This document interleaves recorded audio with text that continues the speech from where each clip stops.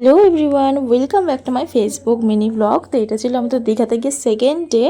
আমরা মন্দির দর্শনের জন্য সকাল সকাল বেরোচ্ছিলাম, কারণ ফার্স্ট দিনে আমরা মন্দিরে যেতে পারিনি, এত বৃষ্টি পড়ছিল। যখনই যাবো ভাবছি তখনই বৃষ্টি পড়ছিল, আর প্রচুর সেদিন গরমও ছিল। ডামে বৃষ্টি হচ্ছে কিন্তু এদিকে খুব গরম।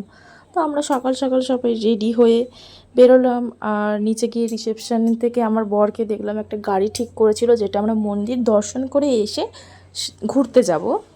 সারা দুপুর থেকে সন্ধ্যা পর্যন্ত একটু ঘুরবো, এরকম একটা গাড়ি ঠিক করেছিল। তো মন্দিরটা খুবই কাছেই ছিল, বেশি দূরে নয়। তো আমরা ভাবলাম আমরা সবাই হেঁটেই গল্প করতে করতে চলে যাই, কারণ ওখানে গাড়ি ভাড়া প্রচুর প্রচুর। আর মন্দিরে যাওয়ার আগে খুব সুন্দর এরকম একটা রেলিং দিয়ে রাস্তা আছে, ওখান থেকে তোমরা যেতে পারো। মন্দিরে খুব ভিড় ছিল না, একদম ফাঁকাই ছিল। মন্দিরটা আমার মোটামুটি খুব ভালো লেগেছে, কিন্তু একটা জিনিস আমার খুব অপছন্দ লেগেছে, মন্দিরের মধ্যে কোনো পুজো দেওয়ার ব্যবস্থাই নেই। তো আমরা মন্দিরে ঢুকে ওখানে পা ধোয়ার একটা খুব সুন্দর জায়গা আছে, পাটা ধুয়ে আমরা মন্দিরে ঢুকলাম। মন্দিরের মানে মেন জগন্নাথ মন্দির মন্দির আছে, আরও সাথে অনেক রকম মন্দির আছে।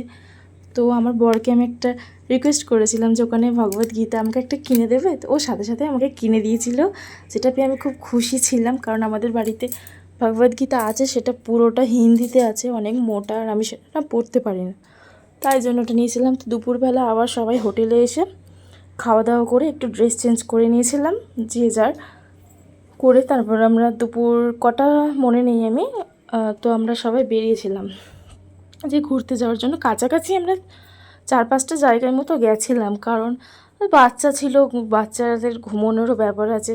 আমরা প্রচুর গল্প করতে করতে গেছি, আর আমরা গেছিলাম মোটামুটি তালসারি, তারপর উদয়পুর বিচ, তারপর ওই চন্দনেশ্বর মন্দির, আর একটা কোথায় প্লেসে দাঁড়িয়েছিল, বাট আমরা বললাম থাক, আমরা আর যাবো না। তো এই যে আমাদের 3টে নায়ক কীরকম হাঁটছিল দেখলেই। তো চন্দনেশ্বর মন্দিরটা খুব সুন্দর ছিল, ওখানে একটা কি বড় ষাঁড় ছিল, আর প্রচুর গরু ছিল চারিদিকে। আর আমার ছেলে তো গরু দেখতে খুব ভালোবাসে, গরু দেখলেই ও খুব খুশি হয়ে যায়। আর আমার ছেলে এত দুষ্টুমি করছিল, তাই ওকে শান্ত রাখার জন্য এইটা ওর বাবা ওকে কিনে দিয়েছিল ওখান থেকে। এইটা পেয়ে তো ও সারাটা রাস্তা এটাই বাজাতে বাজাতে এসছে, ও এইসব বাজাতে খুব ভালোবাসে, তোমরা তো জানোই। আর এইটা ছিল উদয়পুর বিচ। এখানে গিয়ে আমরা অনেকক্ষণ সময় কাটিয়েছি, বেশ সুন্দর হাওয়া দিচ্ছিল। আর আমরা এখানে ঘোরার পর আরেকটা জায়গায়ও গিয়েছিলাম, সেটা আমি নেক্সট পার্টে দেব। আর আমার ছেলেকে দেখো, ও না প্রথম এরকম সমুদ্র দেখছে, তো তো ও ভাবছে এটা কোথায় এসেছি, ও খুব অবাক হয়ে সব জিনিস দেখছে, খুব সুন্দর লাগছিল। শুধু একটাই আফসোস হচ্ছিলো, আমরা কেউ সমুদ্রে স্নান করতে পারিনি।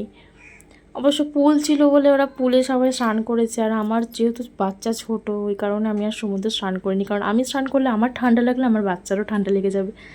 তো ভিডিওটি ভালো লাগলে লাইক কমেন্ট শেয়ার করে দিও। আমি আসছি নেক্সট পার্টে, টাটা।